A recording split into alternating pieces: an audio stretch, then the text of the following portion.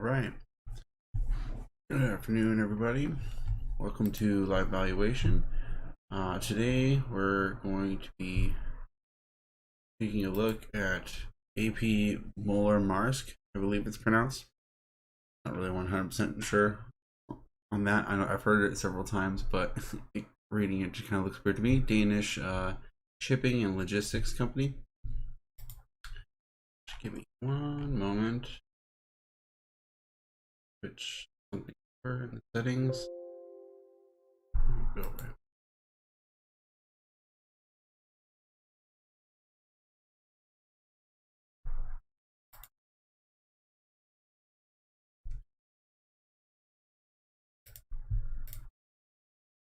All right.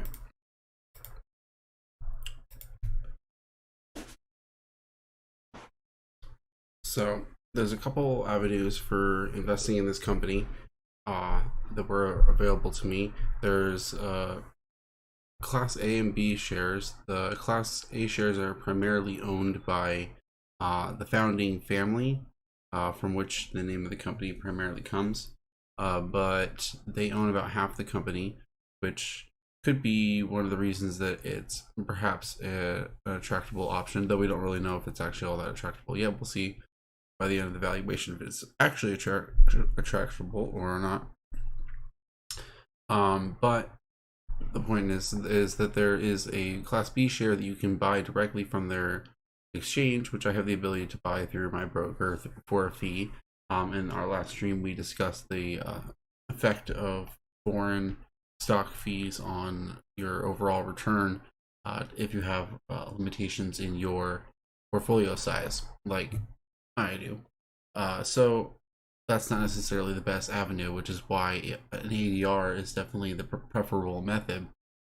But not all stocks have sponsored ADRs. Sponsored ADRs being like examples like Alibaba or other such ADRs, where it is actually the company itself that is putting together and structuring the ADR, so that you know for a fact that there is actually a legal connection between the ADR and the company itself. Though obviously there's other complications with that, like all the drama around Alibaba has shown lately. But the point is, AMKBY in particular is an unsponsored ADR.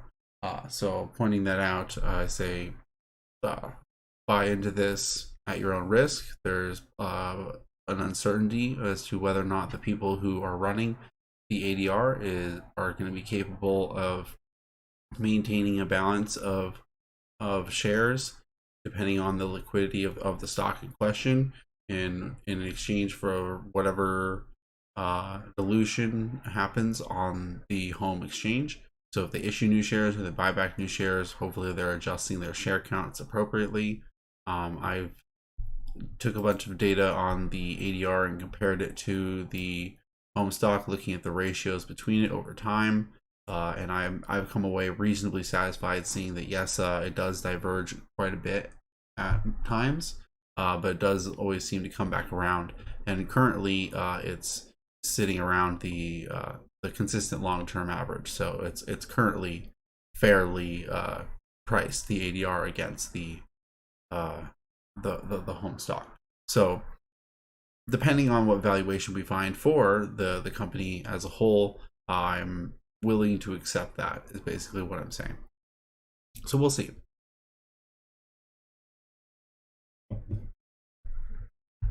It all depends on the actual valuation after all. Being that it is a foreign company and also the type of business it's in, we'll get into that. I would want a pretty large margin of safety for this type of business. So I did do all the prep work that could be done. And had to do some workarounds to figure out interest rates. The way that they reported the information wasn't exactly the same as SEC filing. They were missing some pieces of information in an outright sense that I would normally like to see, but we were able to figure it out through some implicit math, which is basically what I'm doing over here. Based off the information they did give me, I was able to sort of figure out the interest rates for all of their debt. which is good. Needed that. And then we do have good geography information. That's good. They're very, very diverse geography.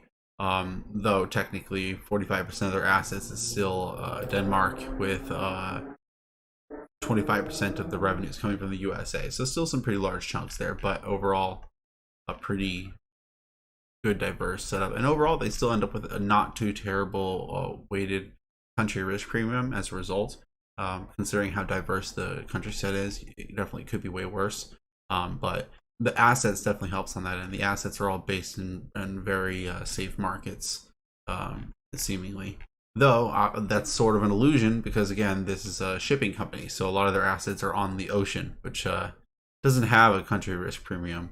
So I guess it would be the world risk premium, which isn't too terrible, but whatever. So, and there, as far as the discount rate goes, it's a little bit of a jumbled mess. The less certain I am about like specific grouping of them as an industry, the more I try to throw more elements in there so that you get a law of averages kind of effect, and it just kind of like smooths out the discount rate towards more of an average. But we did tilt in a few, a lot of basically all of the industries that are related to shipping and logistics across the board for them throughout their segmentation. But we do have their financial statements in here. I had to kind of go through a workout method to get them, but I do have them here nice and neat, which is good and useful, so we can be able to do this part relatively quickly. And I can play their most recent quarterly report while we do. Good morning, everybody, and thank you all for listening in on our earnings call for the second quarter of 2021. My name is Søren Skov. I'm the CEO of AP Moller Maersk, and I'm joined today by our CFO, Patrick Jany, and Vincent Clerc, the CEO of Ocean and Logistics. Now, let me start by saying that, as you all know, this quarter has been significantly impacted by exceptional market conditions, both through very strong demand from a low Q2 20, but also with multiple instances of bottlenecks and congestion and disruption. And all of that has, of course, impacted our global network and made it very difficult for us to serve our customers at the level we aim to.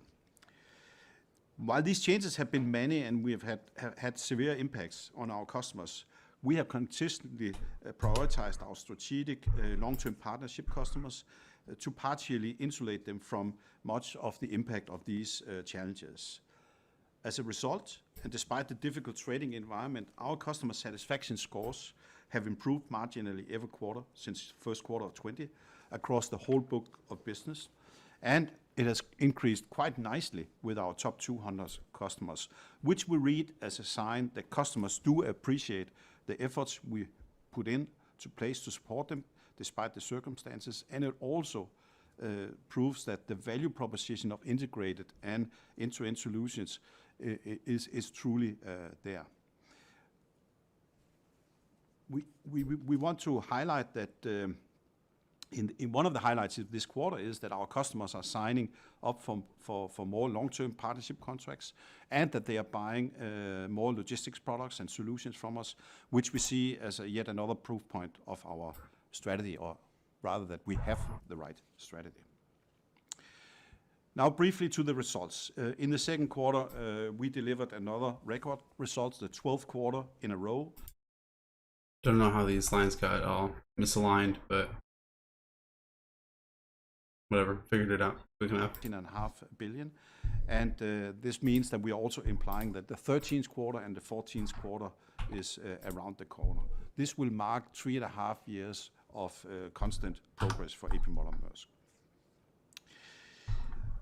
Let me say a few words about Ocean. While we have extraordinarily strong market conditions right now, we have delivered progress over the last 3 years, since 2019. Through a period of low trade growth due to trade tensions between US and China, through a period of rapidly increasing fuel costs as we switched to low sulfur fuel, and through a pandemic which saw volumes fall off a cliff last year. Historically, all such events would have had a negative and in the case of the pandemic last year, a catastrophic impact on our earnings. However, we still delivered earnings progress, and I see this as very strong evidence that we are building a more profitable and higher quality ocean business.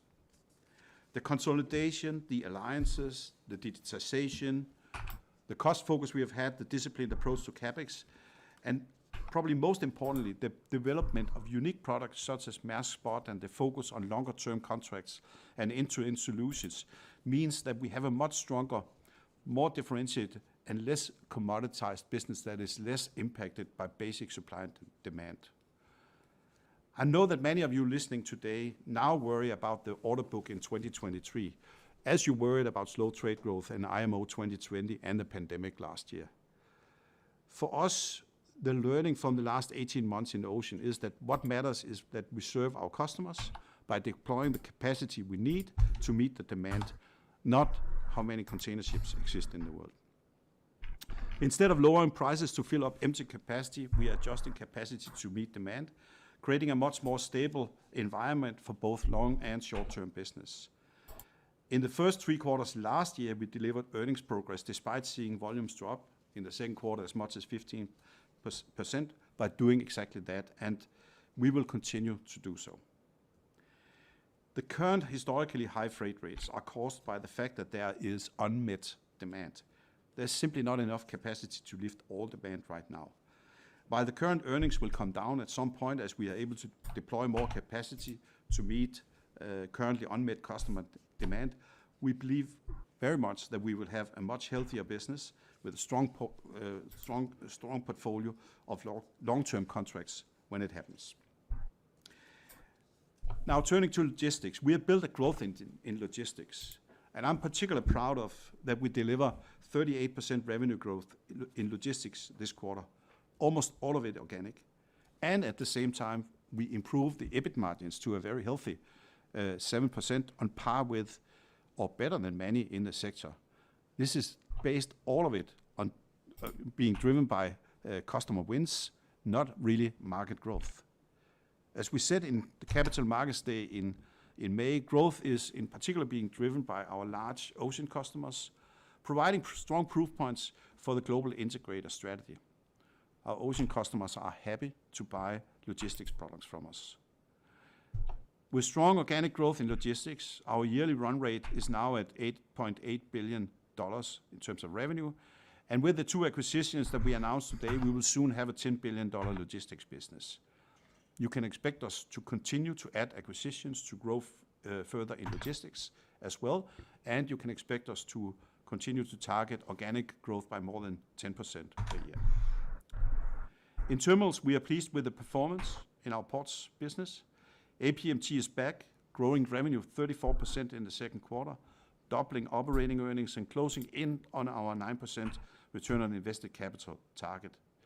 All the hard work that has gone into delivering synergies with Ocean and into efficiency and cost improvement over the last 4 years is now paying off as the volumes have come back. We made a net profit of $3.7 billion in the second quarter and $6.5 billion in the first half, driven by very strong revenue growth across our businesses.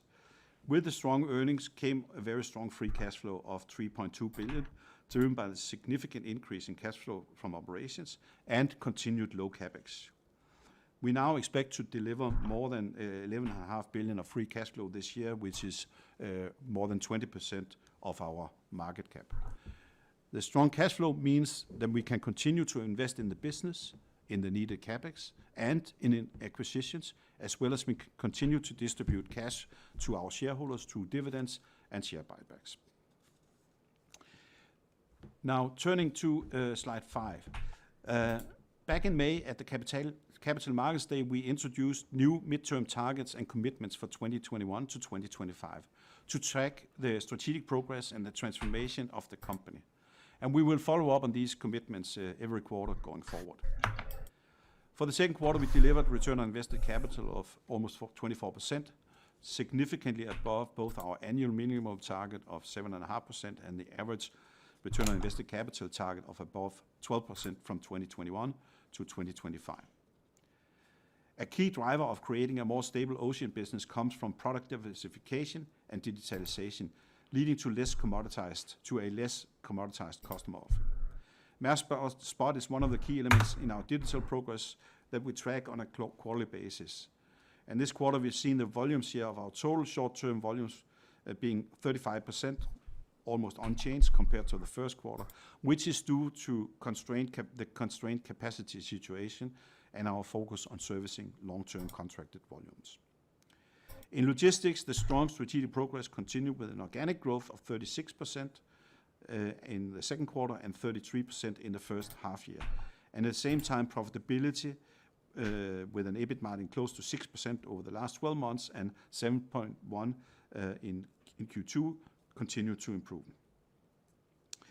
Measuring commercial synergies between ocean and logistics, we measure the revenue growth from our top 200 ocean customers, and it increased by 66% to 1.8 billion in the first 6 months of 2021, accounting for 58% of the organic revenue growth in logistics in Q2, confirming to us that the commercial synergies are very real and we can leverage our strong relationship with our ocean customers to grow in logistics. Finally, this morning we have announced 2 acquisitions within the e-commerce space of logistics, and they will enable us to further expand the end-to-end service offering to our customers and give more growth.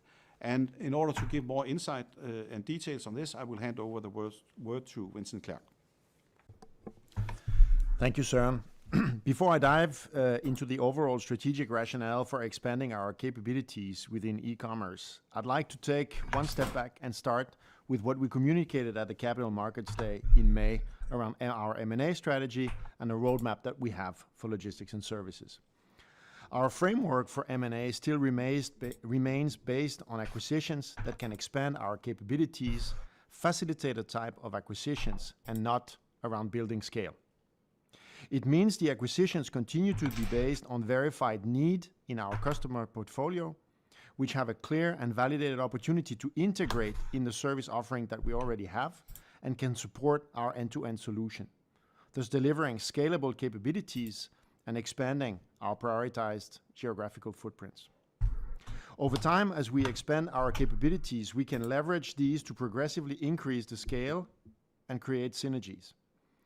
Evaluating today's announcements for the acquisitions of Visible Supply Chain Management and B2C Europe, both of these companies fit very strongly this M&A framework. If we then, on the next slide, turn to the more strategic parts of the presentation, why is e-commerce and the 2 acquisitions so important and critical capabilities to accelerate the growth of our end-to-end offering? Firstly, we see that customers are moving their supply chains towards an omni-channel model, adding e-commerce to physical stores, which has led to the strong emergence and need for business-to-consumer supply chain solutions. The transition to omni-channel is not only about warehousing, distribution, and last mile. It has significant upstreams implications as well, impacting sourcing decisions, size of purchase order, mode of transport, and delivery needs. Being able to cater for this impact across the full supply chain is a big opportunity and a good illustration of why e-commerce is so important in our end-to-end offering, as well as why we're well positioned to lift the challenge and help our customers through the transition. This has been further accelerated on the back of the COVID-19 pandemic, with growing customer needs within the business-to-consumer sector. Maersk, through the acquisitions, will develop its offering both in e-commerce fulfillment and e-delivery capabilities within the segment fulfilled by Maersk. We will be able to support our customers through this transition comprehensively. The 2 acquisitions of Visible Supply Chain Management and B2C Europe will contribute with an annual revenue of close to $700 million and a post-IFRS 16 EBITDA of 75 million per year based on 2021 estimate and before synergies. We estimate the cumulative synergies by 2023 to around $40 million, and those will keep growing over the years to come. The total enterprise value on a debt-free basis are at 928 million post IFRS 16, corresponding to an EV over EBITDA of 12.4, based on 2021 and before synergies and integration cost. On slide 8, we have shortly summarized the background of Visible Supply Chain Management, a company that was founded in 1992 and has 20 years of experience in fulfillment services to its customers, and today is an industry leader in parcel shipping in the US and an authorized reseller of the United States Postal Service. At present, the company enables more than 200 million packages per year through its proprietary tech solutions and has a network capacity to cover 95% of the US direct-to-consumer market within 48 hours. The acquisition will contribute further to our digital transformation by leveraging technical e-commerce logistics excellence to support Maersk customers take control of their growing e-commerce momentum. Based on 2021 forecast, the revenue is estimated to around $550 million, with a post-IFRS EBITDA of around 65, corresponding to an EBITDA margin of 11.8%. Enterprise value of 838 million post-IFRS 16 correspond to an EV over EBITDA multiple of 13, based on 2021 forecast before synergies. The transaction was closed on the 2nd of August. Turning to the acquisition of B2C Europe, which brings strong e-commerce capabilities to Maersk in Europe, was established 20 years ago, and the key activity being the management cross-border last-mile parcel deliveries. The company offers labeling services, pickup, sorting parcels, line haul, and injection into the last-mile delivery network into the last-mile delivery network of 100+ carriers across Europe, and serve customers across Europe from the US and from China. At present, the company enables more than 40 million parcels a year through 5 sorting hubs. Based on 2021 forecast, the revenue is estimated to around $140 million in a post-IFRS 16 EBITDA around 8 million, corresponding to an EBITDA margin of 5.7%. Enterprise value of $90 million post IFRS 16 corresponds to an EV over EBITDA multiple of 11, based on 2021 forecasts before synergies. The transaction is subject to regulatory approval and is expected to close during Q4 2021. This transition of the traditional supply chain to omnichannel is top of mind for virtually all of our customers, and its importance will only increase in the coming years. As such, being able to play a key role in that transition and offering the possibility to adjust and integrate the consequences of it across the whole supply chain was always very high on our priority list when considering capabilities to acquire. Today, with the acquisition of 2 exciting companies, we take decisive steps that will provide us with a new growth platform and exciting prospects. And with that, I hand it back to Patrick. Thank you, Vincent, and good morning to all from my side as well. Turning to the financial highlights of the quarter, starting with slide 11, we, as usual, have illustrated the development in the net result, and as you can see, profitability in Q2 significantly improved as net result reached a new record level. The improvement came mainly from Ocean, with EBITDA more than tripling, but also with positive contributions from logistics and services and terminals and towage. Overall, our EBITDA increased by 3.4 billion, reaching 5.1 billion, and the EBITDA margin reached 35.6% compared to 18.9% last year. Consequently, EBIT increased more than 5 times to 4.1 billion, compared to 751 in Q2 2020, leading to an EBIT margin of 28.7% compared to 8.3% last year. The other positions had a fairly small impact on profitability. The lower depreciation, amortization and impairments was mainly driven by lower depreciations as a result of reassessing the useful lifetime of container assets from 12 to 15 years that we introduced in Q1 2021, which is an effect of around $100 million in a quarter. And we only had limited gains from sale of non-current assets. And tax increased to $152 million compared to 76 last year, primarily due to improved earnings. As a consequence of the increase in operational profitability, the net result in the quarter reached 3.7 billion, thereby exceeding the net result for the whole year 2020 in a single quarter. Clearly a reflection of the current exceptional circumstances. Now turning to slide 12, our cash flow from operating activities remained strong and more than doubled from a low basis of last year to 4.1 billion on the back of an increase in EBITDA, and despite of a deterioration in net working capital of $886 million, related both to higher receivables due to the increase in revenue and to higher inventories due to increased bunker prices. Cash conversion was still high at 82%, but lower than last year at 110%. Free cash flow in the quarter was 3.2 billion after considering capitalized lease installments, gross capex, net financial expenses, and received dividends. The capitalized lease installments and capex were still relatively low this quarter and will increase in the coming quarters as more investments are realized. For leases, this is already partially reflected in the 1 billion increase in capital leases in the balance sheet, and for capex, the spend will increase in the second half as investments ramp up in line with our existing guidance. From the free cash flow, we bought back shares and repaid debt. Our net interest-bearing debt is now only 6.2 billion compared to 7.7 billion at the end of Q1. Excluding these liabilities, which amount to 9.5 billion, we actually have a net cash position of 3.2 billion. Let us now turn to the business development, starting with Ocean on slide 13. This quarter, the performance in Ocean was still impacted by the continuation in the exceptional market conditions, which had a significant operational impact. On the one hand, the ongoing congestions, triggered by a succession of bottlenecks, drove up in particular the short-term rates, but also caused significantly higher operating costs and low reliability, despite higher capacities and equipment, as already mentioned by Søren earlier. Revenue in Ocean grew 69% on the back of strong freight revenues, with volumes increasing 15% as demand increased in all regions and was particularly strong out of Asia, and freight rates increased by 59%. This led to more than a tripling on EBITDA from 1.4 billion to 4.4 billion and an EBITDA margin of 39.7%, more than offsetting a 28% cost increase driven by higher handling and networking costs and increase in bunker fuel prices.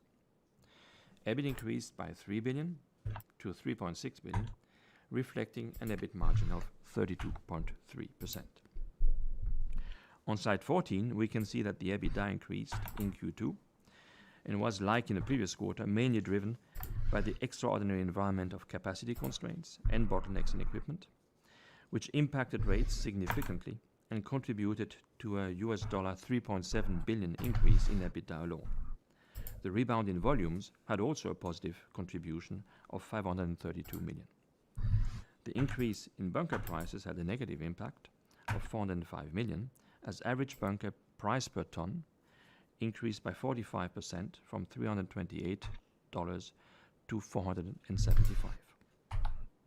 Container handling costs and network costs, including an increase in bunker consumption of 17% driven by higher deployed capacity and increased average speed, in total went up by 619 million in Q2 due to the higher volumes and disruptions in the supply chain. SG&A, net FX and others increased by 220 million, mainly impacted by revenue recognition. Driven by the increase in rates during the quarter, the recognized freight rate was about $200 million lower than the loaded freight rates, which means that we will have a positive spillover into Q3. This quarter, the effect of non-cash unrealized losses on hedges were actually very small, but compared to a loss in Q2 last year, the impact is actually positive by 107 million. Turning to slide 15, our average freight rates increased by 59% in the quarter, driven by demand surges across all regions and by a combination of higher long and short-term freight rates. On East-West, the average freight rate increased by 67.5%, driven by the bottlenecks seen across the supply chains on both China-US and China-Europe. As you can see from the table, Also, the north-south trades have contributed positively to the performance, with a strong rebound in volume growth and a 54% increase in freight rates. Total volumes for the quarter increased by 15%, driven by head haul increasing 20.5%, as demand was strong, mainly out of Asia, while backhaul volumes increased by 4.8%. It's important to highlight that comparing to Q2 2019, the loaded volumes were down 3.1%, and at the same time our capacity is up by 1.8%, confirming the impact on loaded volumes from the congestions and bottlenecks. Unit costs increased by 0.9% on a fixed bunker, despite the higher volumes and positive impact on EBIT from the changes to the depreciations related to the lifetime of the containers, because of higher handling and network costs. We are quite satisfied that we managed to keep costs under control, despite of the supply chain challenge we are facing and the fact that we have been able to run the network with a utilization of 96%, which reflects the ongoing effort to improve the service to our customers. That effort is shown in particular on page 16. During the quarter, we continue to focus on supporting our long-term customer supply chains to meet their requirements under very difficult market conditions. We have invested in additional equipment and increased the capacity for long-term contracted volumes, expecting that 60% of the total volumes on the long-haul trade will be long-term in 2021. By end of Q2 2021, we have increased the long-term contract volumes by 30% to an expected 6.3 million FFEs for 2021. And by now, we have negotiated almost all our long-term contracts for the year. The additional effect on our financials for the full year 2021 is around $800 per FFE on our contracted volumes, as we have seen further increases in rates since the end of Q1, combined with more upselling and a change in trade mix, where we have seen a larger part of the contract volumes being booked on the east-west rates. On top of the higher contracted volumes, we also have signed up more than 1 million FFEs at multi-year contracts, ensuring predictability and the stability of our earnings and the service to our customers. On slide 17, we turn our attention to our logistics and services business, which again in Q2 has performed strongly with a positive momentum in revenue up 38% to $2.2 billion. The growth was again mainly driven by organic growth, and all three segments contributed positively. Gross profits increased 56% and EBITDA more than doubled to $216 million, reflecting a margin of 10%. The increase in profitability was led by a combination of revenue growth and higher margins in all segments. The high organic growth rates once again validate our strategy of growing with our ocean customers and building up capabilities to cover more of our customers' logistics needs and increase the wallet with our ocean customers. In fact, 58% of the growth in Q2 came from our top 200 customers, in line with our strategic objectives. Adding e-commerce capabilities with the acquisitions we announced today will undoubtedly further contribute to future growth. As we know, starting with Q1, we introduced a new reporting structure in logistics and services where we have split products and services into Managed by Maersk, Fulfilled by Maersk, and Transported by Maersk to reflect our progress on the integrated strategy. Overall, EBITDA increased more than 3 times to $164 million with a margin of 7.6%, up from 3.1% last year in Q2, driven by increases in EBITDA margins in all 3 product categories. In Managed by Maersk, which includes integrated management solutions, revenues reported a growth of 58% to $317 million, driven by an increase in volumes in lead logistics of 31% and a significant increase in the number of declarations in custom services, including KGH.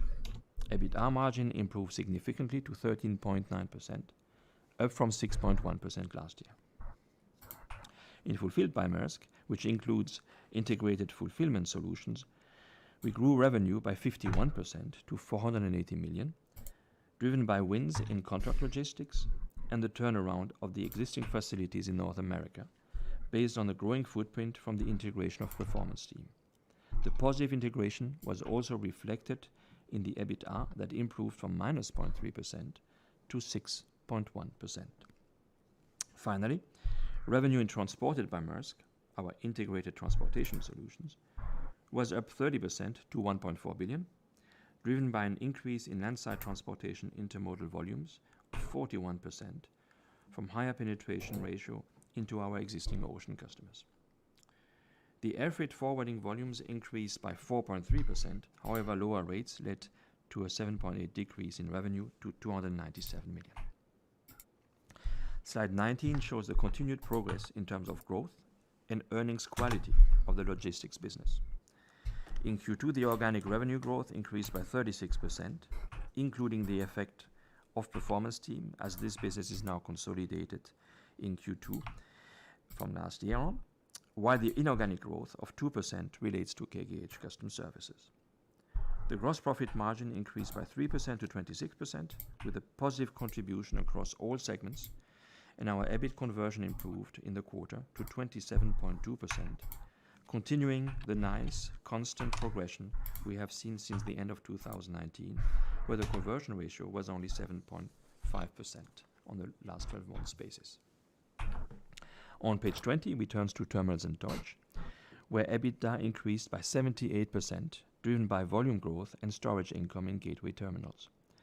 EBITDA in gateway terminals increased to 370 million, and the EBITDA margin increased by 12.4% to 38.1% as a result of higher volumes and higher storage income related to the congestion situation.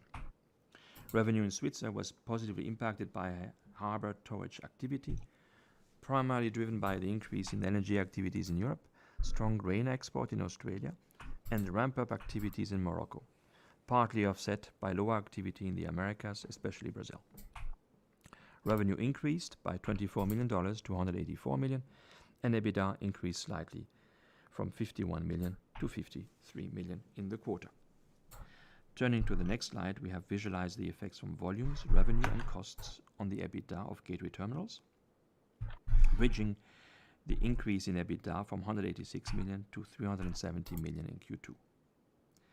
Volume increased like-for-like by 22%, mainly driven by strong volume growth in North America and Asia, while comparing to Q2 2019, the like-for-like volume growth was 6.8%.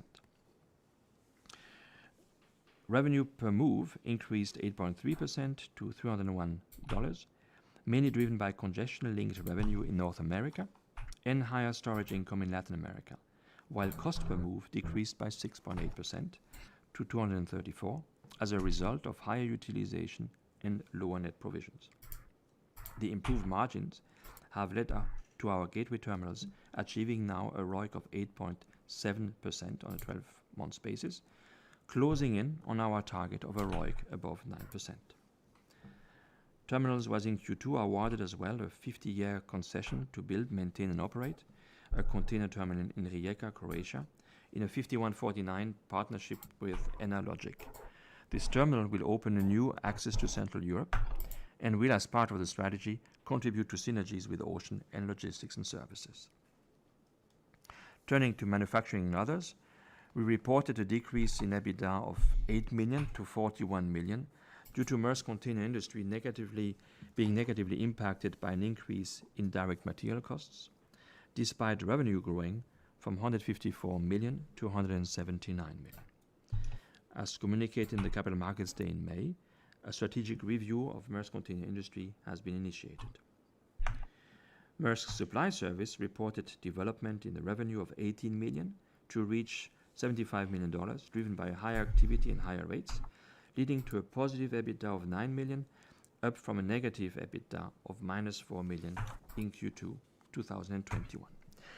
With that, I will pass the word to Søren for the full year guidance. Yes, thank you, Patrick. And this is not really news by now, but we have given the Q2 a strong result in Q2 and the expectations that the strong market will now continue at least until the end of the year. We revised our full year guidance for 2021 on the 2nd of August to now be underlying EBITDA in the range of 18 to 19.5 billion. underlying EBIT in the range of 14 to 14.5, and a free cash flow of minimum 11.5 billion. Ocean is expected to grow in line with global container demand, which we now expect to be 6 to 8% in 2021, driven by export volumes out of China to the US. And for the years 21 and 22, we still expect accumulated capex to be around 7 billion. Earnings in the third quarter are expected to exceed the level for Q2, but we also still see trading conditions for the quarters ahead still subject to higher than normal volatility due to temporary demand patterns, disruptions, and in the supply chain and equipment shortage. And with that, we are happy to take questions. Thank you. Thank you. Ladies and gentlemen, if you do wish to ask a question, please press 01 on your telephone keypad now. And our first question comes from Casper Blom from ABG. Please go ahead. Your line is now open. Thank you very much. And first of all, congrats with this amazing set of results. Two questions from my side, please. First one regarding your acquisitions and especially the larger one, the Visible Supply Chain Management. Can you explain a little bit the structure of the company? Do they own trucks themselves? Being asset heavy, or is it something that you rent from outside? And also, to what degree do these guys already service the customers that you have today? That's my first questions. And then secondly, just on the 21-22 capex guidance of these 7 billion, I think you are around 800 million so far here in the first half of 21. So we need quite an acceleration to get to the 7 billion. What is it that is to drive that up over the next 18 months? Thank you. Yeah, thanks, Casper, for your question. So starting maybe with the second one first on the capex. Indeed, we have had a slow start, and we maintain a strong discipline in our capex, as you can see. So we are below 800 million for the first half. However, as we just alluded to, we maintain our guidance of 7 billion for the years 2021 and 2022, because we actually expect as well during 21 the second half to be much higher than the first half, as we already guided for container coming in. We'll also be looking at replacing some part of the fleet soon. As you know, we are now looking at dual fuel for any new vessels we order. So there will be investments coming in all across the board, as we have guided for Capital Markets Day. So we absolutely maintain our guidance, with 21 being fairly biased for the second half of the year. Thanks. And for the first one on Visible, basically they operate fulfillment centers that are leased, and that is one big part of what we're buying. What we're buying, of course, also is the technology platform that they have to do that and orchestrate the delivery. The final mile delivery and so on is not based on a fleet of assets that is theirs. They actually use the U.S. Postal Service to be, they're a reseller of the U.S. Postal Service, and they basically, that's what they sell for that. So it's a fairly asset-light company that we have bought there. Okay. Would you consider sort of becoming more asset-heavy in last mile? No, that is actually an area where that is fairly crowded already, with very high barriers to entry. So I think what we have seen in both cases here with B2C and Visible are companies that have managed to create an offering at scale that is competitive across both all of Europe and also all of North America. Through using basically either one preferred provider as the U.S. Postal, or in the case of Europe, 100 different carriers locally, and that's probably the best way for us that we see going forward to serve customers. Okay, and then just the second part. To what degree does Visible Supply Chain Management already deal with your customers, or is it something you need to bring on board now? Yeah, so a lot of the synergy case is about us bringing on board a lot of the customers that we have on Ocean, with whom we have some discussions around e-commerce, and where we didn't have the capabilities before these two acquisitions. So there is limited overlap between their current book of business and our book of business, and that's what we're going to solve for in the coming years. If I could just very briefly add to that, Kasper, I think the acquisitions we have done now, 4 of them, they're all based on basically taking a portfolio of products that these companies have, and then supercharge the growth by selling it to our Ocean clients. And we have done that very successful last year with KGH and Performance Team, and we are actually quite convinced we can do the same here. So it's to take the Puma example from the CMD. It's to, when the container full of sneakers arrive at Newark, then you also sort of take the last step in getting it to the consumer now. Yes. Perfect. Very understandable. Thanks a lot. Thank you. The next question comes from Sam Lam from JP Morgan. Please go ahead. Your line is now open. Oh, yeah, morning. I have 2 questions, please. The first one is, I guess you're partnering with sort of longer-term partnership-type customers now, and that's kind of at the expense maybe of short-run profitability. How confident are you that those type of partnership-type customers will effectively repay the favor, maybe in a different market environment in 2 or 3 years' time? And the second question is, am I right in thinking that it's difficult to extend the buyback beyond what you've already announced? And if that's the case, would you rather run with maybe net cash for a while until further acquisitions become available, or maybe pay the cash out with a higher dividend? Thank you.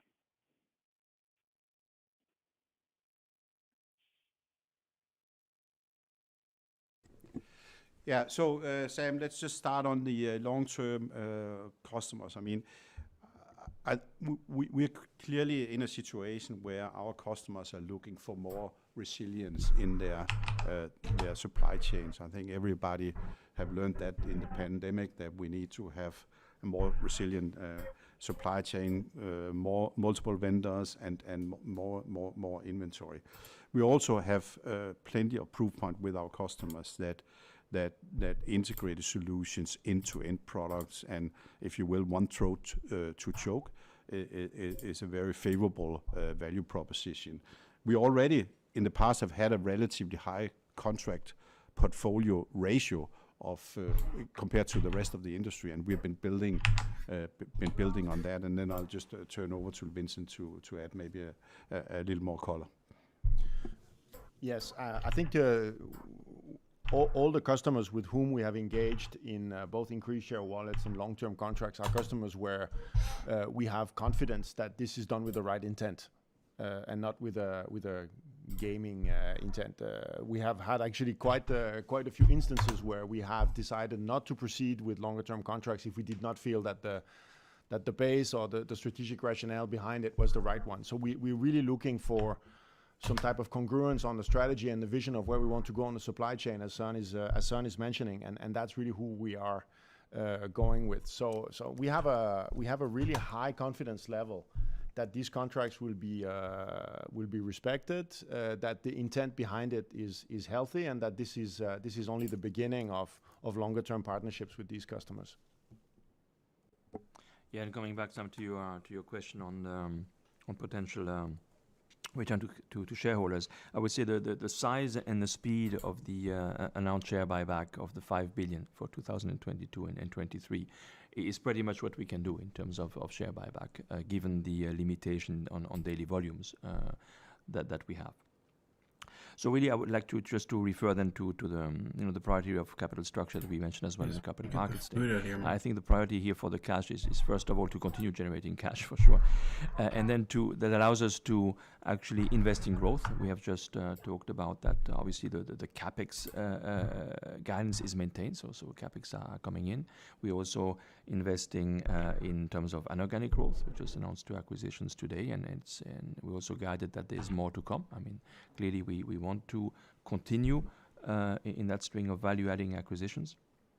And then I would just highlight that you also should not neglect the normal dividend. Right, we have a dividend policy between 30 and 50%, which whatever the net result figure you have extrapolated for the full year will be quite significant in terms of return to shareholder, in terms of yearly return as well.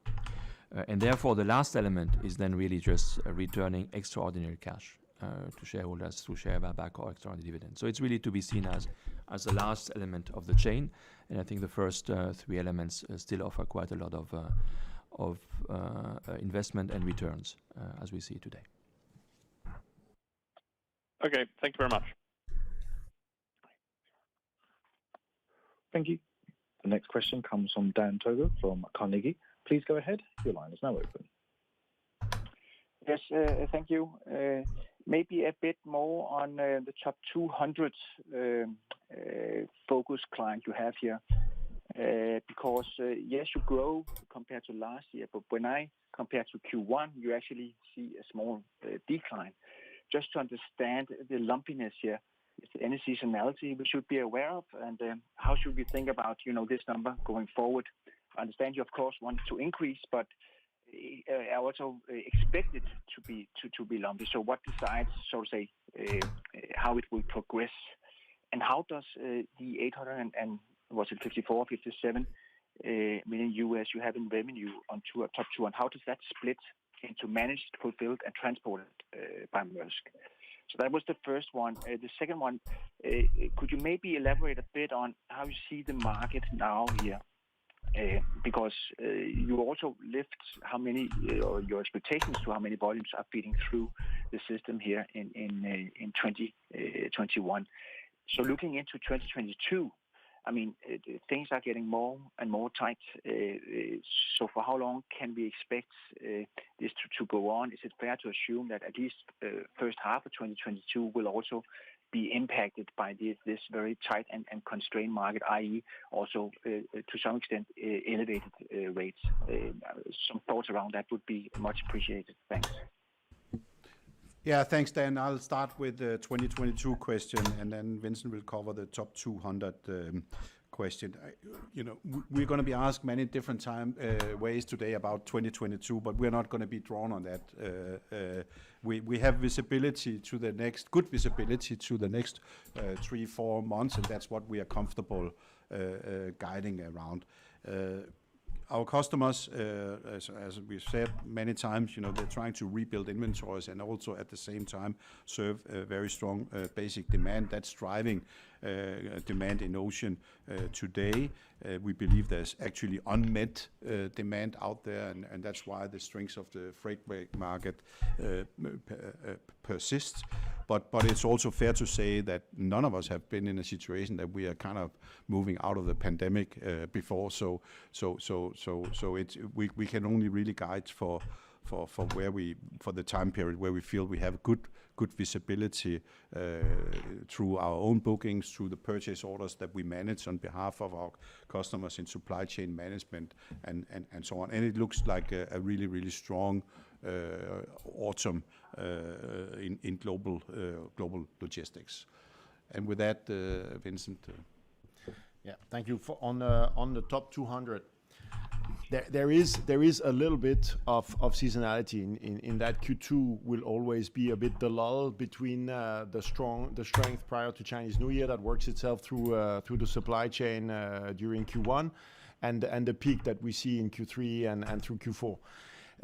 So I think that for us this is not really a cause for concern. We haven't lost any business and continue to have a strong pipeline of business that we're bringing online. There is clearly also in the as you point out, in the annualization when we do a year on year, because of the baseline of last year Q2, the numbers looks a bit stronger than the real underlying, if you will, but not something that leads us to have concern with respect to the quarter-on-quarter numbers. And maybe Vincent, a split on how it's split on managed, fulfilled, and transported.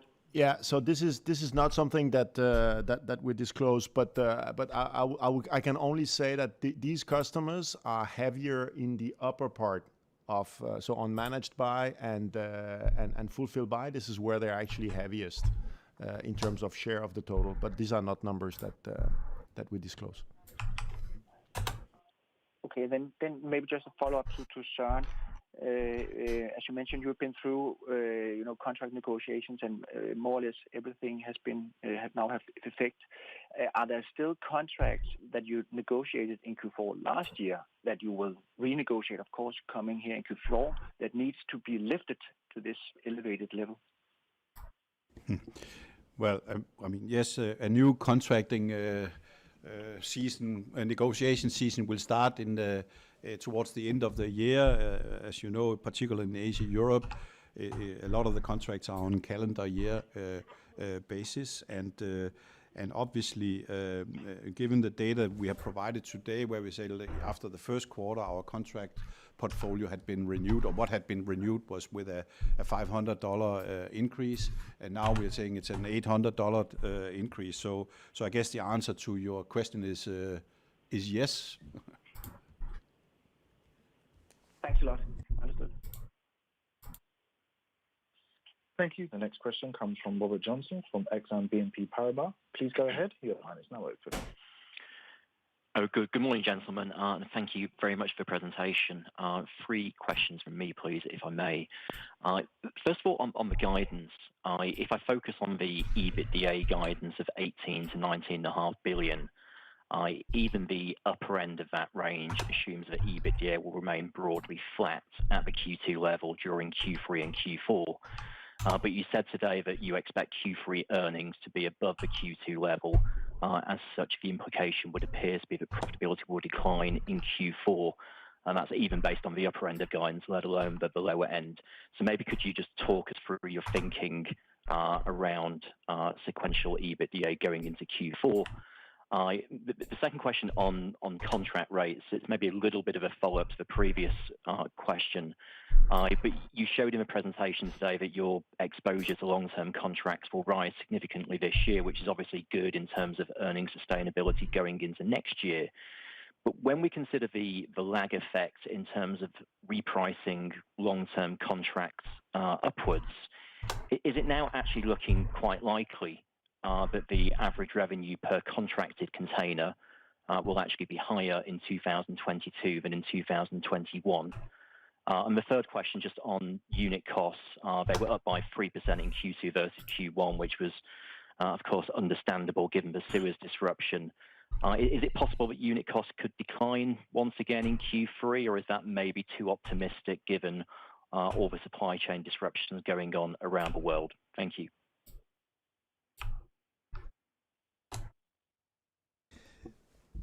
Yeah, so Rob, in terms of guidance, I mean, first of all, we do have better visibility for the third quarter than we have in the fourth quarter for very obvious reasons. And secondly, we do have a traditional seasonality, which means that the third quarter is usually better than the fourth quarter, because in the third quarter we do have the Christmas trade, so to speak, to include. So we have considered these elements in our guidance, and that's why we are very explicit in saying that we expect a stronger Q3 than Q2.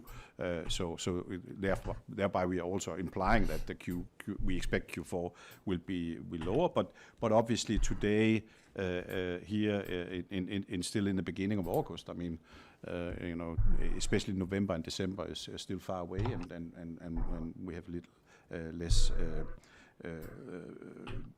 visibility. And then then I think Vincent will cover your long-term question to the extent it's possible without guiding on 22.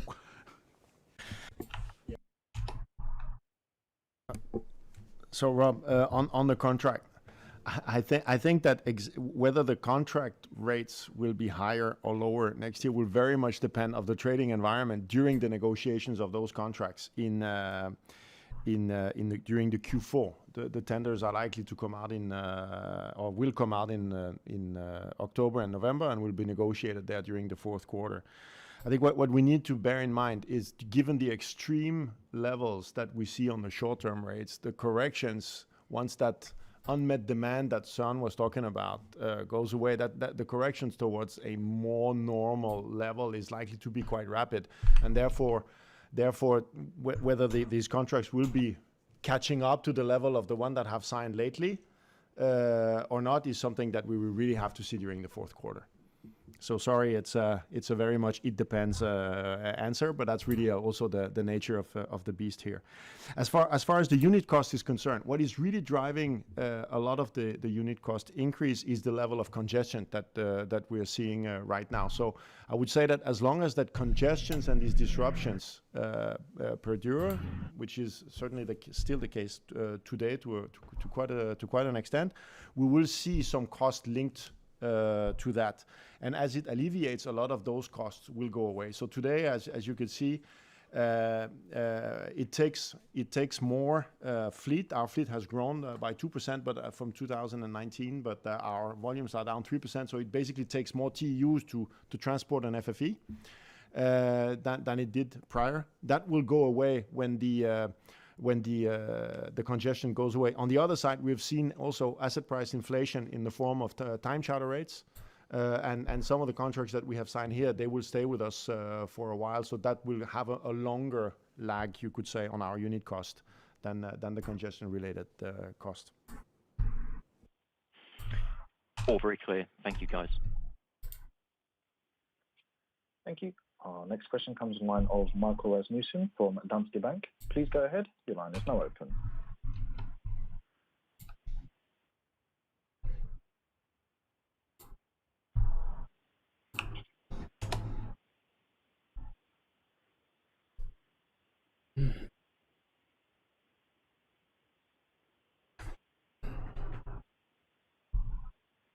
Hello, sorry, the next question comes from the line of Michael Rasmussen from Danske Bank. Please go ahead. Your line is now open.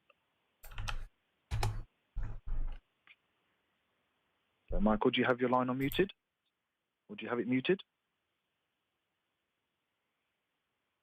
Okay, we'll take the next question from Muneeba Kayani from Bank of America. Please go ahead. Your line is now open. Good morning. The first question is just thinking about scrapping rates versus the order book currently.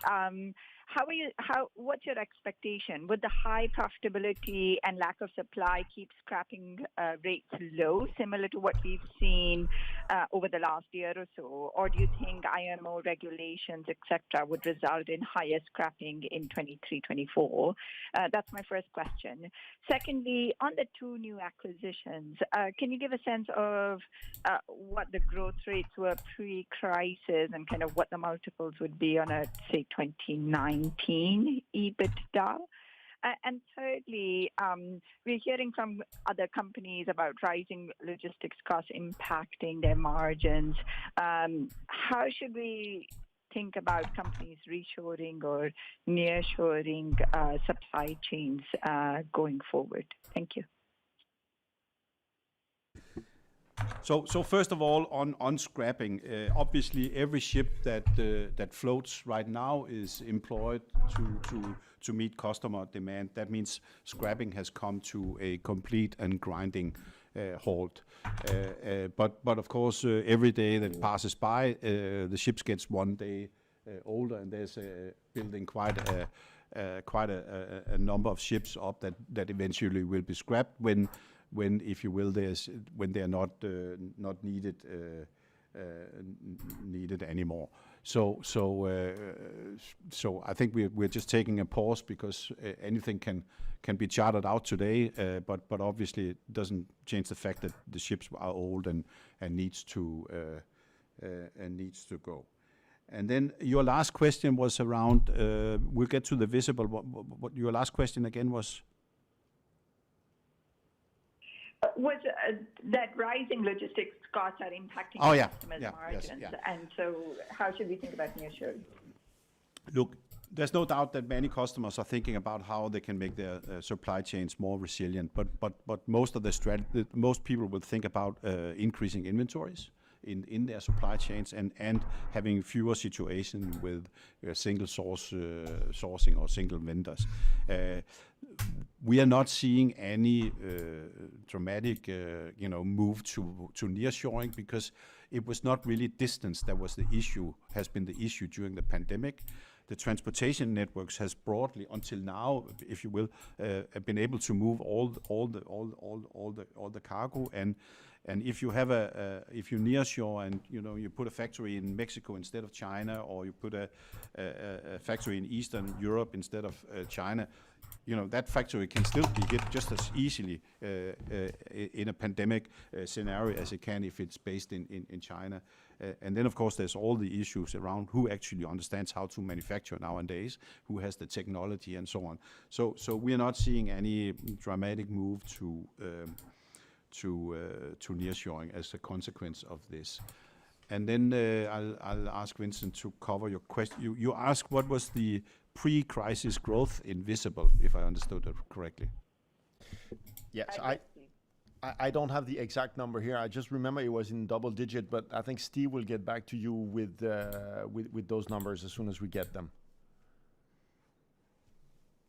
Thank you.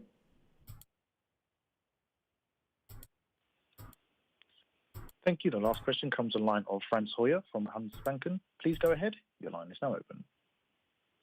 Thank you very much. A general question around inventory levels and the visibility and confidence those low inventory levels in key import markets is giving you. Can you talk about I would guess that the inventory levels at sea or in the pipeline before the volumes get registered as inventory in the data we see from the US, for instance, are those volumes something that could solve the low reported inventories fairly quickly in the not too distant future? Frans, thanks. First of all, we only really have solid numbers on inventories from the US, where you have very good data on inventory to sales ratios and so on. And in that market, the inventory to sales ratios are, record low ratio, or low, very low. And of course, it will take quite some time to build up that inventory. I don't believe that the goods that are on the water now is going to get the job done, frankly, because one thing is, of course, we have very high growth percentages when we compare to the second quarter last year. But actually, if you look at growth over a 2-year period, so from 19 to 21, then we're still only averaging, 3.5% of market growth. And in the meantime, of course, consumption in the US has just exploded. So I really don't think that inventory on the water, so to speak, is going to change the picture in the short term. Okay. And then secondly, just a sort of housekeeping question around Maersk Oil Trading and the contribution this business made to revenue and EBITDA in the second quarter, if you would share those numbers, please. Yes, the revenue is included in our others line. It was fairly actually unchanged compared to previous year, so no delta. And on the result impact, as we said, we had actually positive impact last year in Q2, which didn't obviously reiterate this year. So the difference is quite high, but the actual result of Maersk Oil Trading is fairly flat for the quarter in Q2. Okay, thanks. Thank you very much.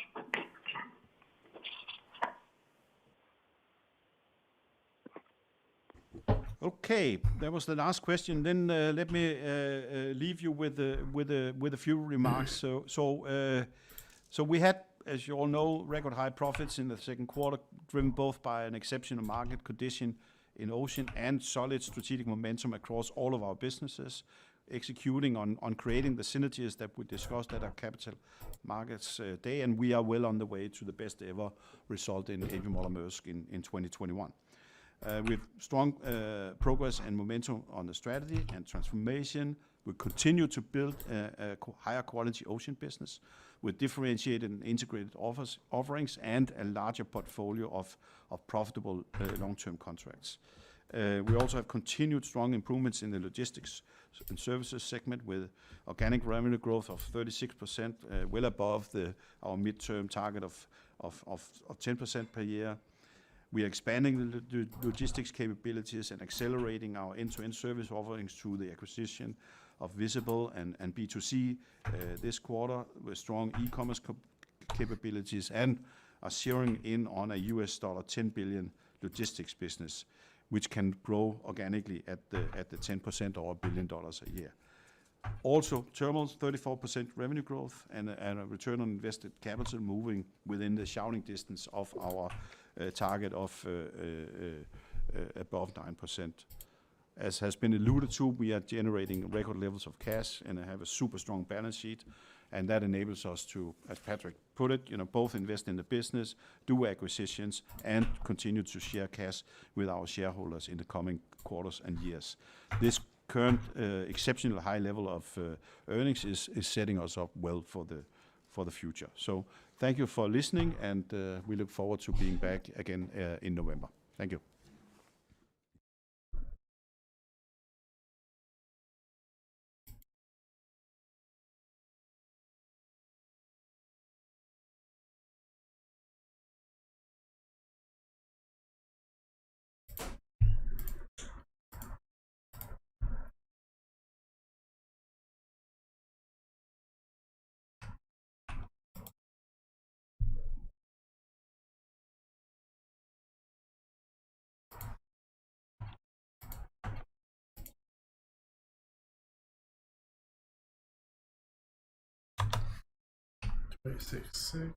Okay.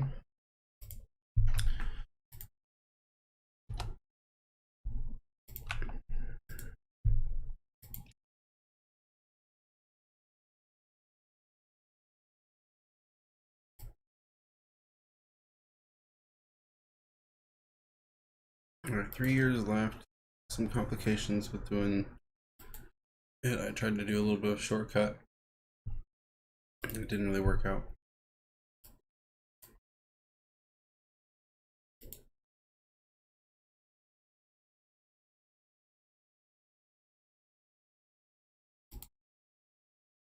Alright, that one worked out pretty okay. Slightly off.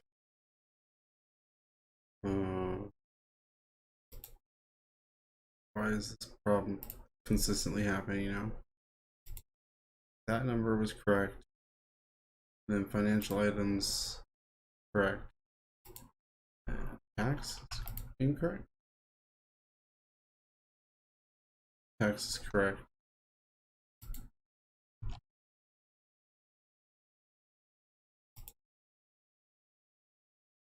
Yeah, I had this problem over here too. I don't know why these numbers are reported wrong. I'm not sure where like a missing line here, which would sort of make sense because for a lot of these I had this other difference line. I'm a little confused on that, but this far back, a little bit of a difference isn't going to be a huge crisis. I kind of need to just get this over with. I'm just going to accept it. It is, in fact, lower.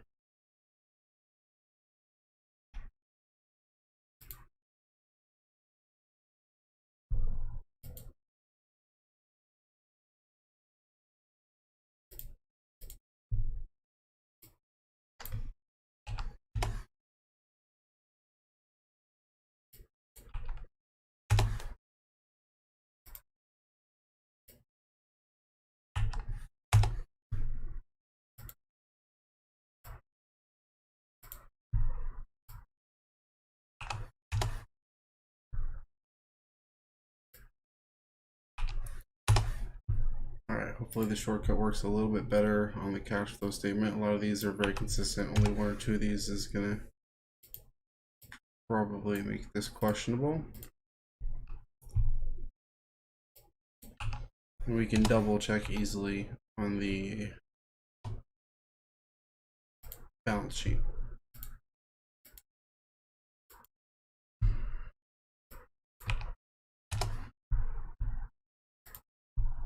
because I know we have other issues we have to deal with because of the ADR thing. I already saw it. Like if you saw when I flipped over here, there's some crazy stuff going on over here, which we got to deal with. Which I know where the issues are coming from, but we'll handle that. It's just an error that needs to be fixed.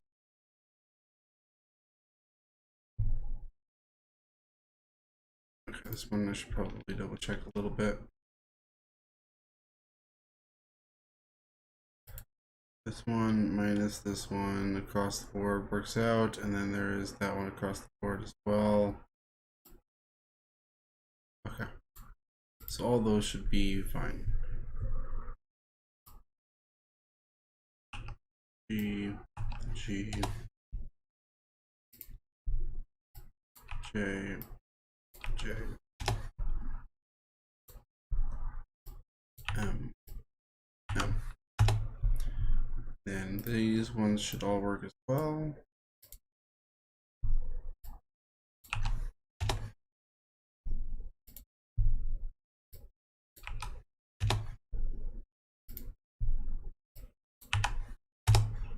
Now the net debt issuance one, this one could be a little bit weird. Try to double check this one. Needs some loan. Across the board. Purchases are not there for all three. Dividends are okay. Cool. My life easy. G.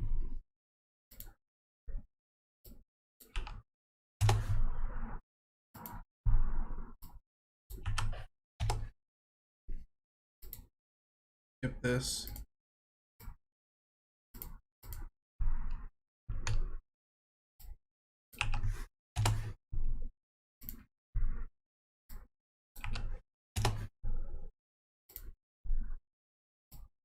All right, now onto the balance sheet. Hopefully this one isn't going to be a total nightmare, which it very well might be. All right, cash should be pretty easy.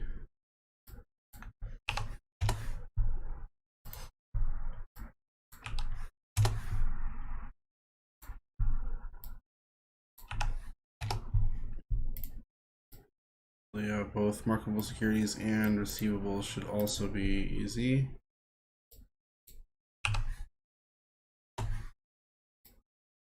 G, G, J, J,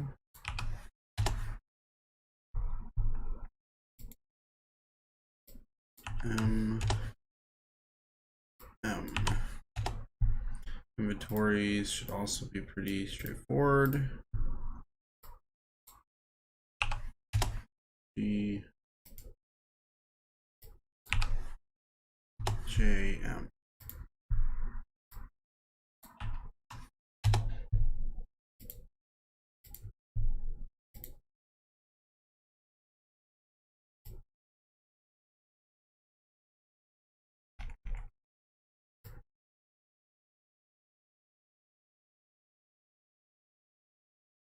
Okay, so other current should also be relatively straightforward. All right, now let's check the current assets for all three of them: 18.3, 13.5, 13.6.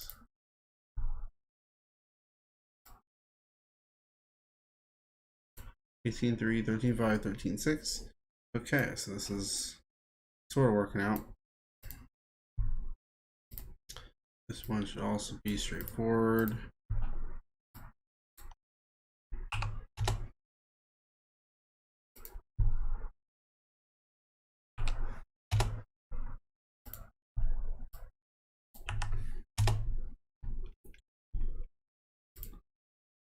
Also be straightforward.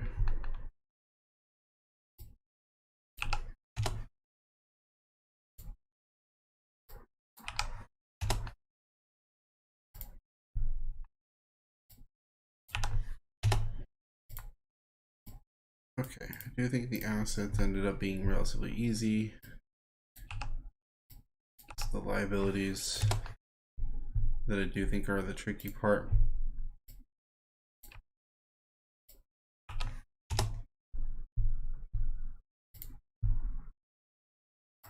But luckily it will be basically the end because the equity is really easy. You know that. 74.5, 72.3, 74. Okay. It's all working out.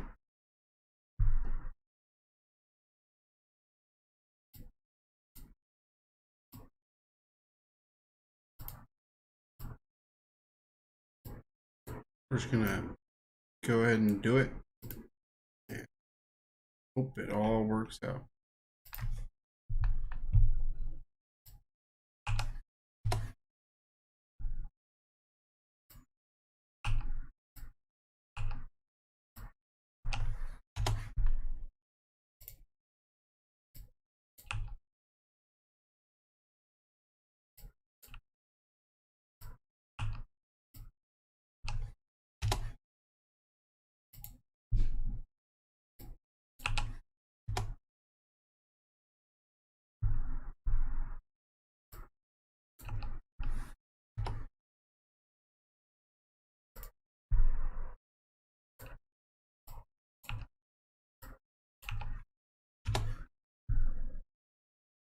Okay.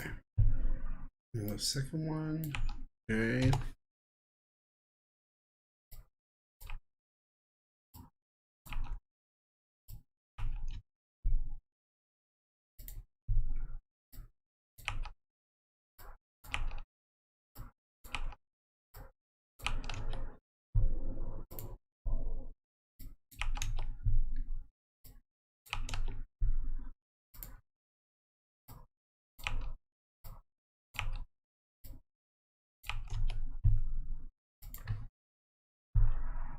All right, last one. MMM.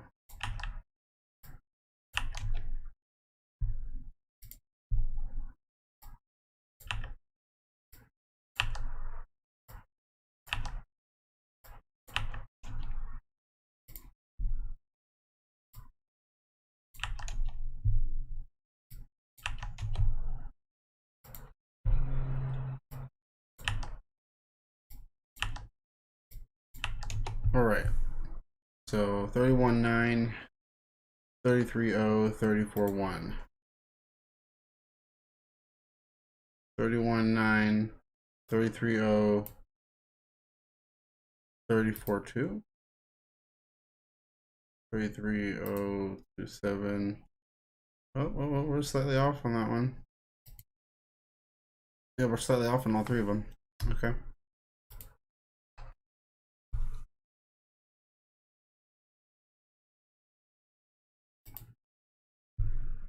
Let's see.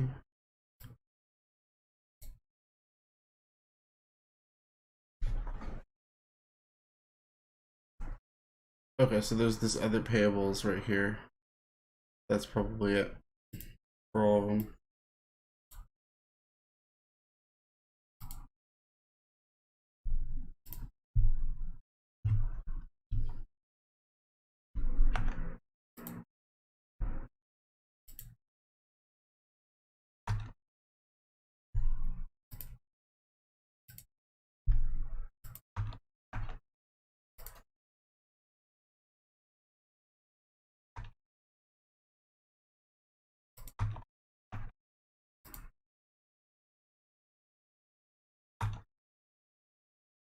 Okay, cool.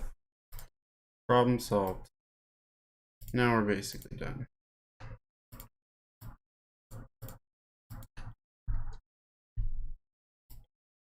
Equity is really easy.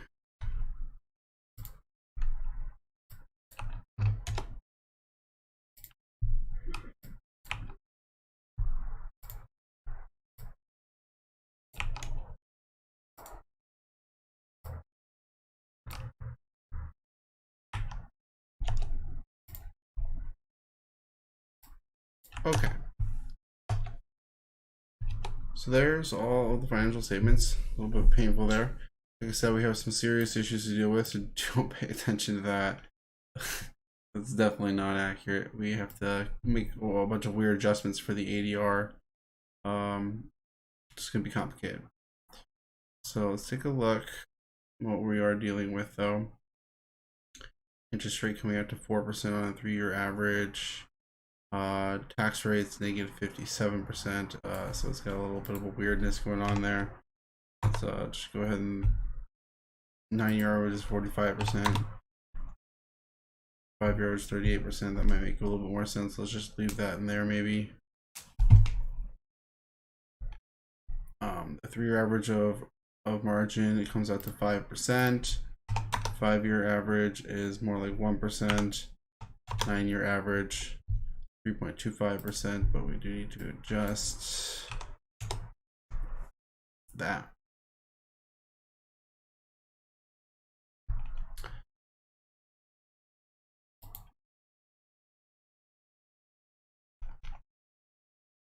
For 3-year average for this seems reasonable enough.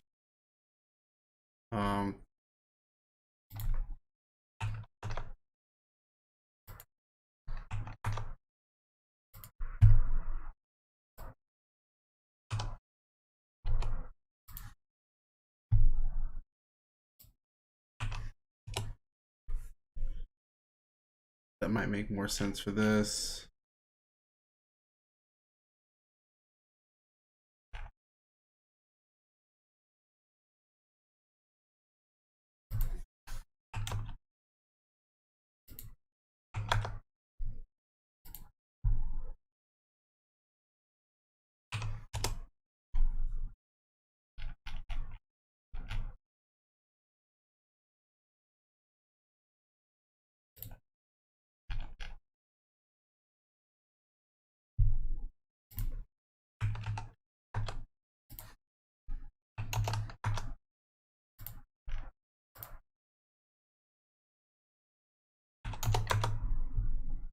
All right.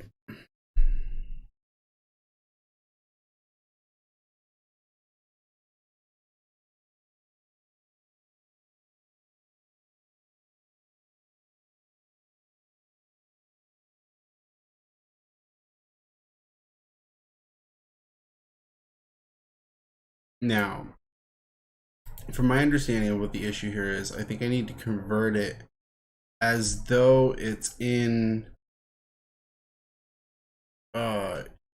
USD to go back into Danish kroner, I think, because of the way it converts the Danish shares into the ADR. I think that's sort of what my issue is over here.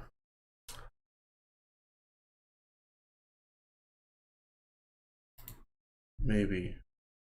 Could be wrong.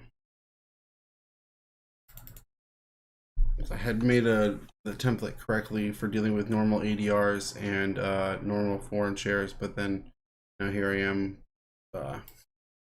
with a even more complicated kind of situation. I think that's what I'm supposed to do.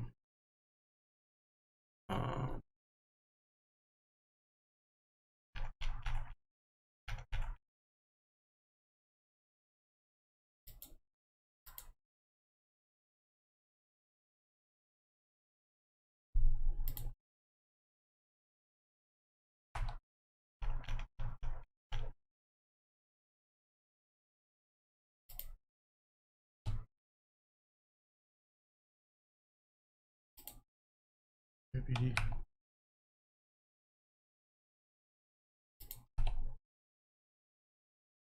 Yeah, it still doesn't really make any sense though.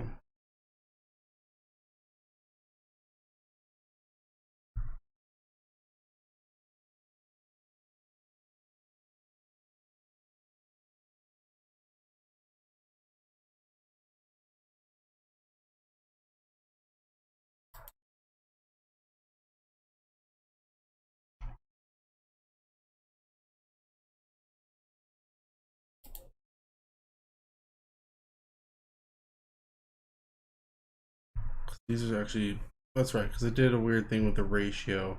It's actually 10 billion. Normally this is scaled to millions, so that's probably part of the issue, but I thought I had solved that issue by switching the ADR ratio around, but that doesn't seem to be the case.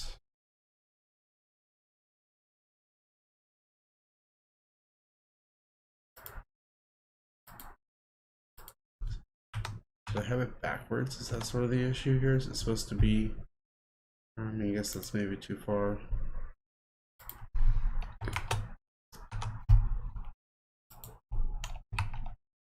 Oh yeah, well, that's good.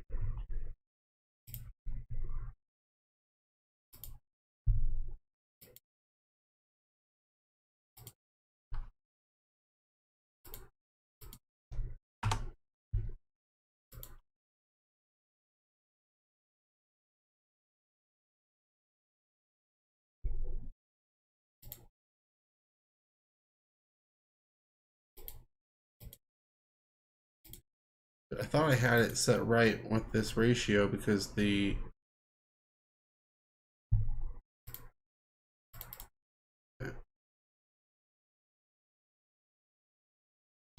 because I still have the conversion. So with the conversion set to 1, the ADR is set to the ratio between the conversion of DKK USD to the long-term ratio, which comes out to about 200, gave me this 55 or so billion market cap, which is the correct market cap with the correct price up here.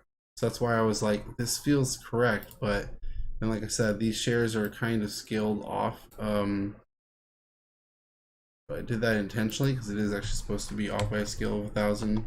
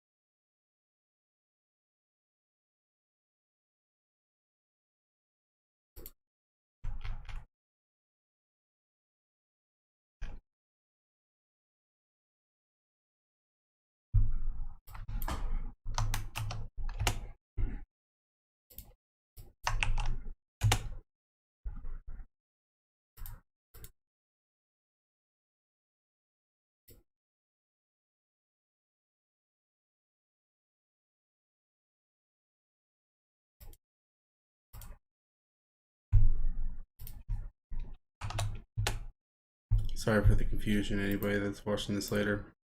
But it's kind of what you get when you're dealing with unsponsored ADR.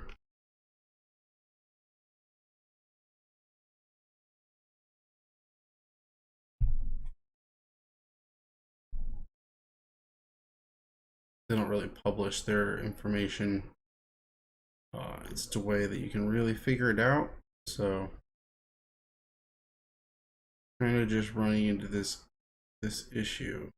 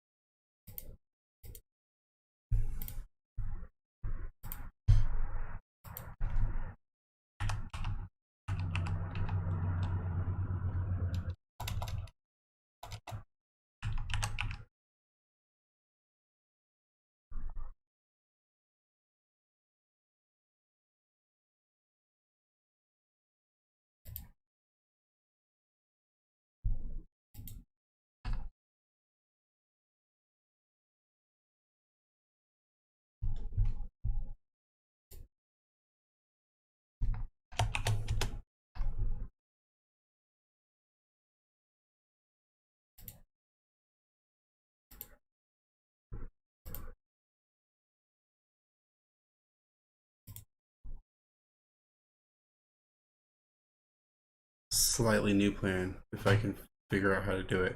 We're putting the actual B class shares in here, and then we're going to try to do the conversion backwards out of that. So let's hope that solves my issue here. Convert to USD.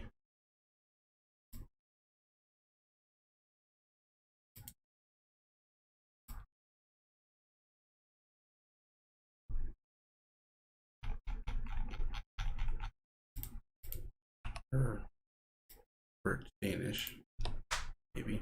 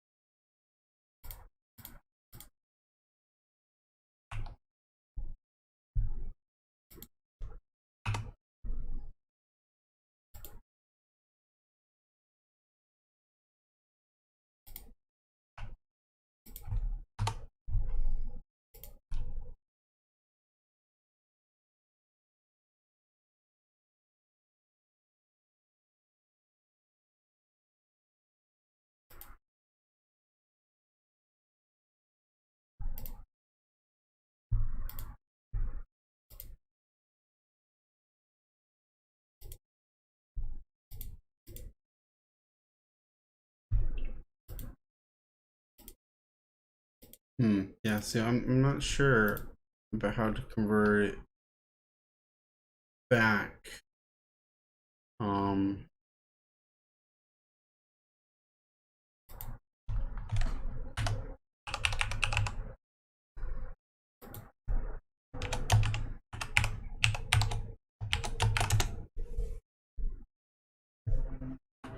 Equals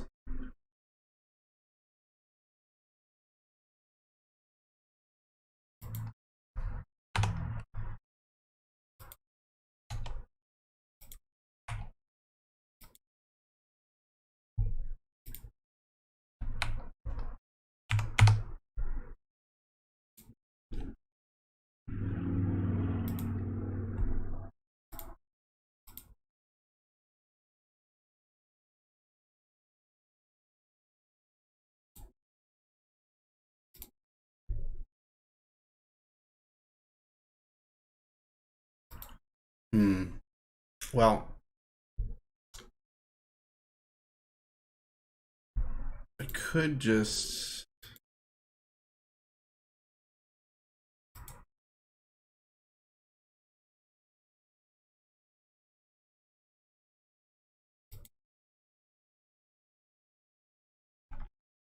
No, let's depend on this, I think.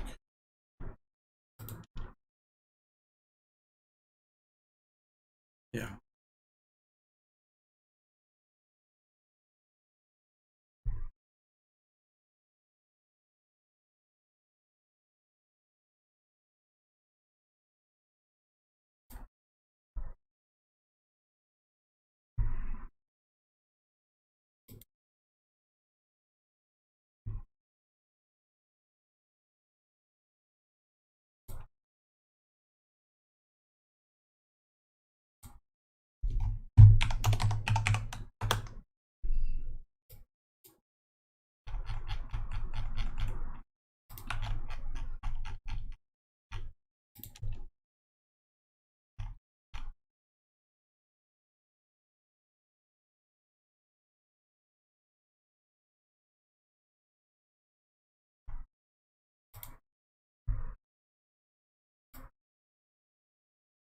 All right, fine. We might just use the normal B class shares and then use our ratio to convert it after the fact.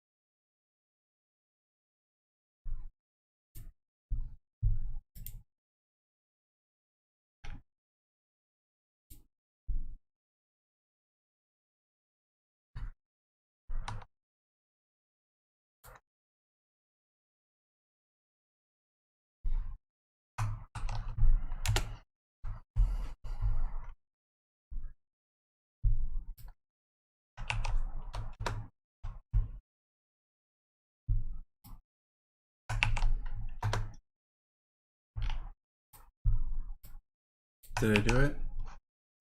Did I finally figure it out? Holy crap.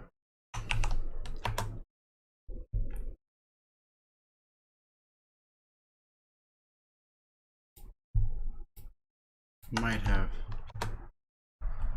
Obviously the value is still pretty ugly, but it could be that that's just value. The scales of everything is starting to look correct. That's the problem. It's like from this weird ADR was making things weird. I had to make sure that this price up here is the price of the thing that we're purchasing, because then that comes over here and I need that to be accurate. But then I need the other scale, all the prices to come over here to be accurate as well. At least these are within, you know, these, it's ugly, but it's at least within like a scale of 100 of the correct range, which means you at least probably have the scaling correct. Trying to figure out, because you could argue, because the scale of 6 makes the difference for the conversion, so I need to figure out, is this converted down when it shouldn't be? That's a potential mistake. Let me think about this carefully, because it's multiplying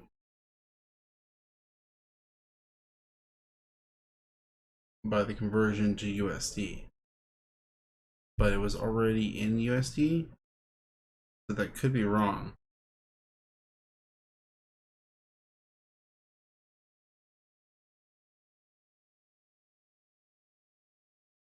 Yeah. Okay. So I do think, yeah, I do need to get this part out. But either way, we're getting really close, I think. Because that made it smaller. I thought it was going to do the opposite of that.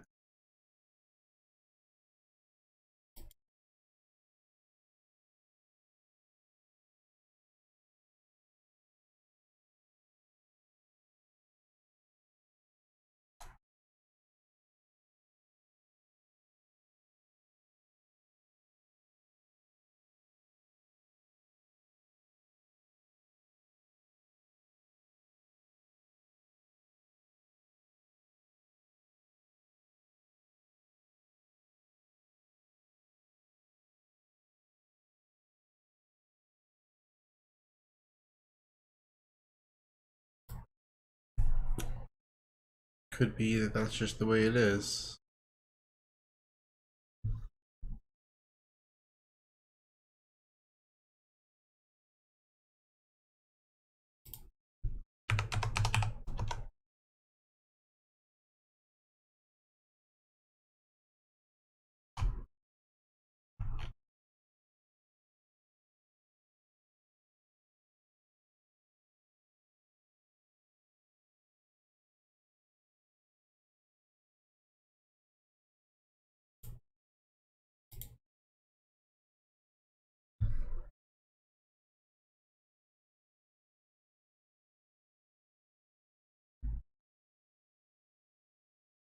Multiplied by that and divided by that.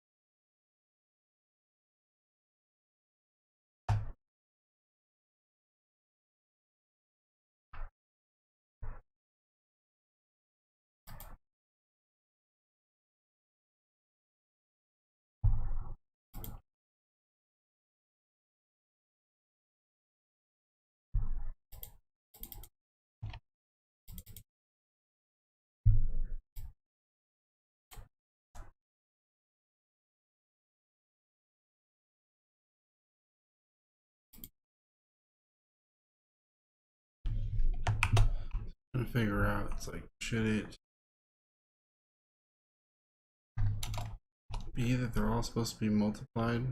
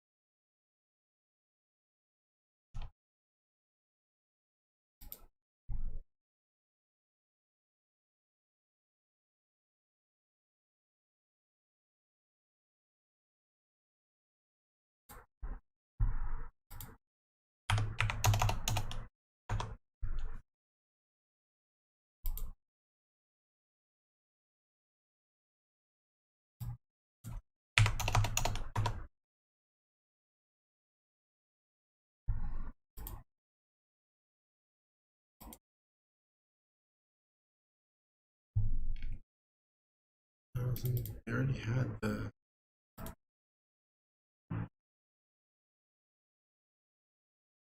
Could be it. Is that?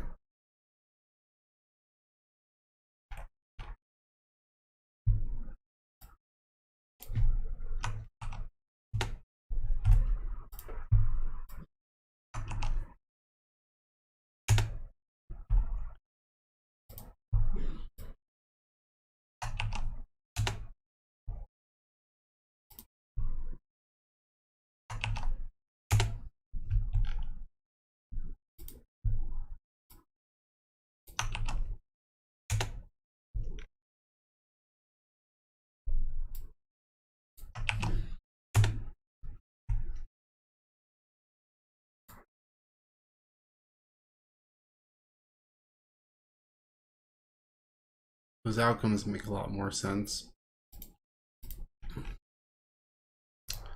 Okay, I think I fucking finally figured it out. Jesus. Anybody who's watching this on the VOD and just sat through like all the silence and question marks and everything else, you're a trooper. But yeah. This is what I get for dealing with stuff lost in the dark kind of valuations, but I do generally think that that's where you're going to find good opportunities, is places that most people aren't looking because of these types of complications. So, but we'll see. Obviously it's not looking so great at the moment, but I do think we at least got the share proportioning correct.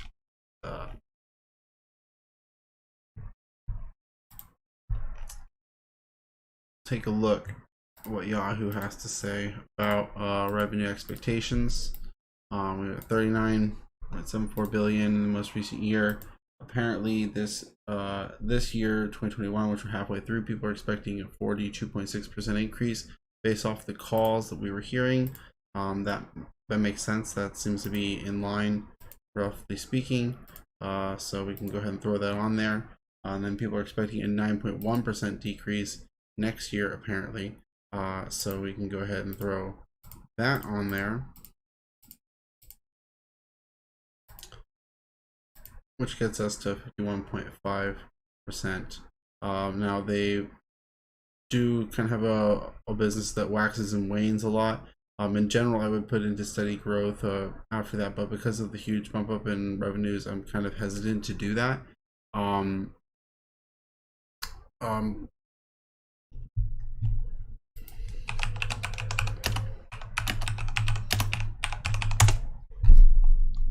Let's see what the interest rate in the 10-year Danish bond is. Their cash flows are in USD, but I'm gonna go ahead and think this. Yeah, see, I had a feeling it was basically 0%. So because of the fact that their bond is basically 0%, I'm actually not going to assume perpetual growth on their revenue expectations. So we're actually just going to assume 51.5 as the revenue that we're looking for 5 years from now, because of the fact that we would assume that they might actually decline further after that. That's actually better than what we have here, but maybe we'll put it up into this spot here just to be extra safe.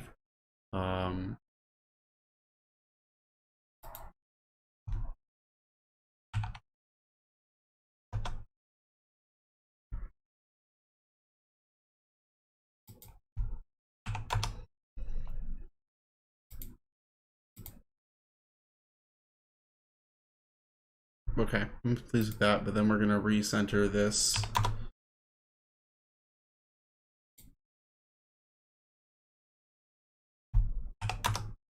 Maybe not. We'll just go ahead and leave it at 5.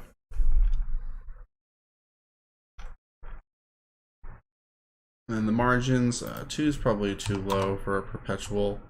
It's just a question of how high we want to go, because like I said, I'm using a 9-year average for get the 3, but obviously the most recent years they did a little bit better, but obviously they have a lot of negative years as well, so you sort of have to take that into account. I think this is a pretty reasonable range. You could argue that maybe on the top end you could push it up a little bit further, which makes a big difference obviously for them. And then this number maybe a little bit higher.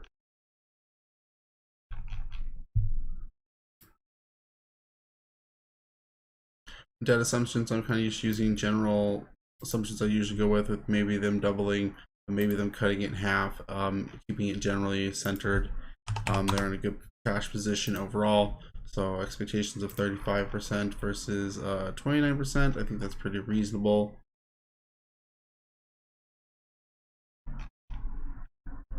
Sales to capital ratio, we're kind of keeping it centered around where they generally are already.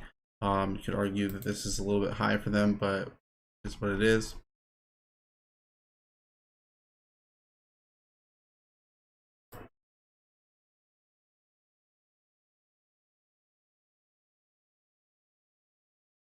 So I don't think there's too much else that I want to do for them. Like maybe shifting the probability distribution a little bit, but I don't know. I'm pretty comfortable with where it's at, honestly. The only thing I would do is maybe bump it lower, and so just to be gracious to them, I guess I won't. Beyond that, it's just the default risk we have to adjust for, and then that's basically it. So let's see, most recent year it was supposed to be 1.18. Those debt levels.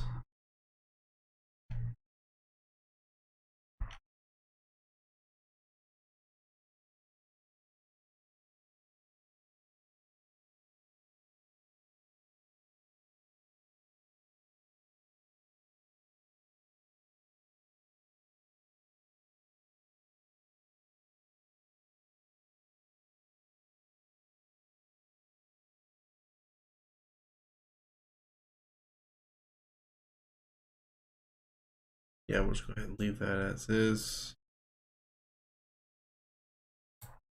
All right, so back to the default risk. 71% for that.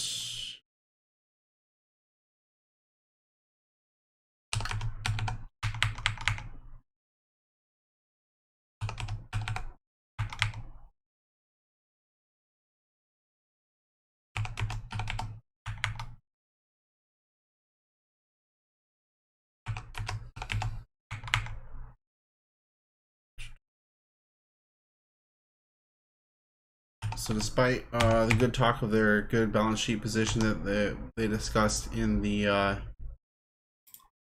presentation, they do in fact have a pretty significant amount of debt risk to them. which has both positive and negative effects to it, because their business is very capital expensive. So the fact that they would have to keep putting capital expenditures in order to achieve it is reasonable to assume.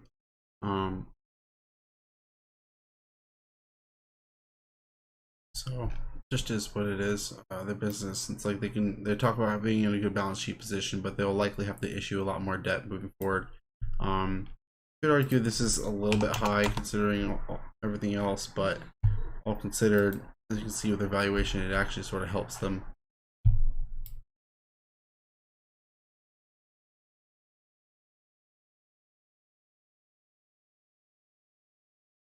Okay, I think that's about it.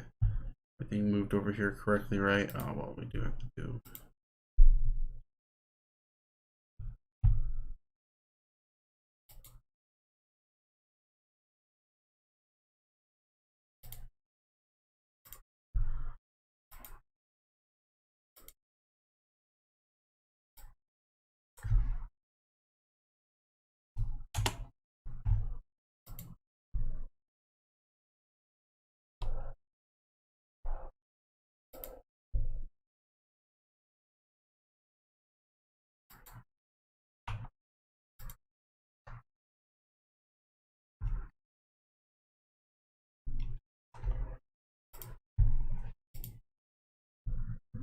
I was supposed to do times E6. Already converted, that's right.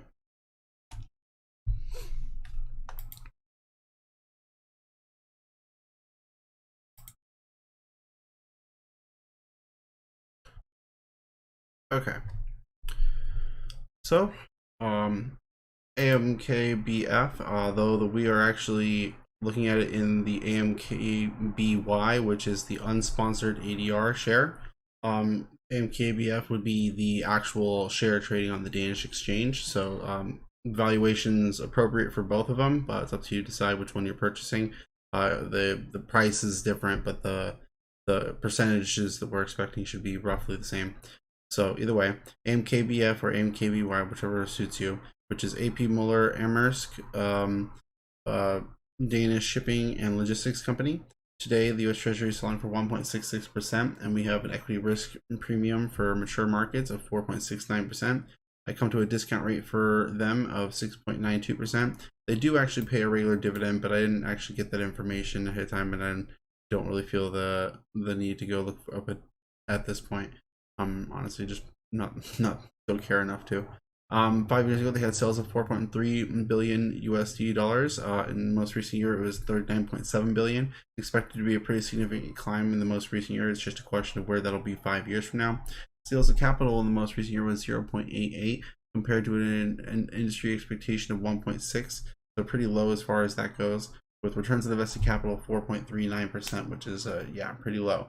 Debt to equity ratio of about 39%, or 29%, my bad, about 30%, not too bad. Default risk in the most recent year of about realized amount of 1.18%, with profit margin of about 3.09% compared to industrial expected average of 6.31%. So not very impressive in that area either. They did have profit in the most recent year of $2.8 billion. This is relative to their current selling price for the, again, unsponsored ADR of 14.48. We're using a pretty standard regular probability distribution, and based off that we have revenue expectations of anywhere from $30.7 billion to possibly $61.1 billion on an expected basis, about $45.3 billion, which compared to the sales of last year would be a 2.45% increase in sales each year for the next 5 years. We're assuming the sales to capital ratio will stay about the same at about 0.89%, and their returns on invested capital will climb slightly to about 5.26%, which is good that it climbs, but it still doesn't get over their cost of capital overall. They will likely issue more debt to achieve this, giving them about 35% debt to equity ratio, which unfortunately actually gives them a pretty significant amount of default risk, about 4.03% per year each year for the next 5 years. We assume that they will possibly have a little bit of a climb in the profit margin, which gets them those returns on invested capital, possibly up to 5.15%. On a distributed basis, we're assuming profit of $2.4 billion, but really it's just about this range that we see here, anywhere from $500 million to possibly close to $5 billion. Based off the discount rate that we're using, that gets us a present value price of $7.79 per share, which is 46% lower than the current price. So definitely not a bargain at all.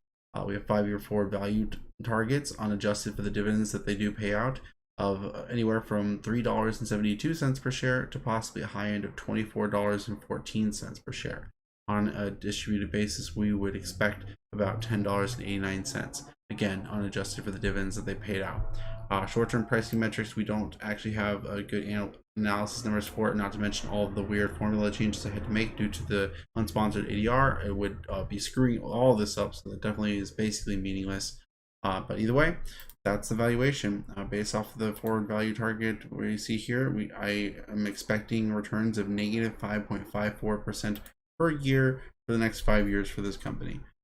So definitely not a very worthy investment. It's a pretty interesting one to look at, even though it did get frustrating there for a minute trying to figure out the ratios between the ADR. I thought I had figured it out before the stream, but the problem is that my spreadsheet does have like multiple places where information is fed to multiple locations, and so just because I had fixed the thing in one specific spot didn't mean I wasn't going to run into basically that fixing causing a problem somewhere else. So that's sort of what I had to do here, is kind of like figure out all the little technical bits to actually get everything into the appropriate spot, so that we knew exactly where the appropriate share count was for the unsponsored ADR specifically. But either way, that's going to do it for us today. Not sure, when we take a look what it was that we were going to be looking at next on Wednesday. Just one moment. I've actually been doing a lot of work trying to put together new screens and a new way of sorting through the screens, so that I have a kind of decisive process of which stocks I'll be looking at next in various ways, which I haven't finished all the details on, but I have mostly finished it up. But we still have our other list that we were working on over here, which we finished up with that one. So BCTR, I think that was Vector. Is that I believe that's in an asset management group. If I'm thinking of the correct company, I might be mistaken with another one. But either way, we'll be probably looking at that one next on Wednesday, followed by the rest of the list here, unless I just give up and move on to the next list, which I've already, like I said, been working on. Sort of have another list thing here, but I'm trying to build a spreadsheet to kind of automatically sort things for me. So that's gonna do it for us today. Join us again on Wednesday, usually around the time the market closes, around 1 p.m. Pacific or Arizona time.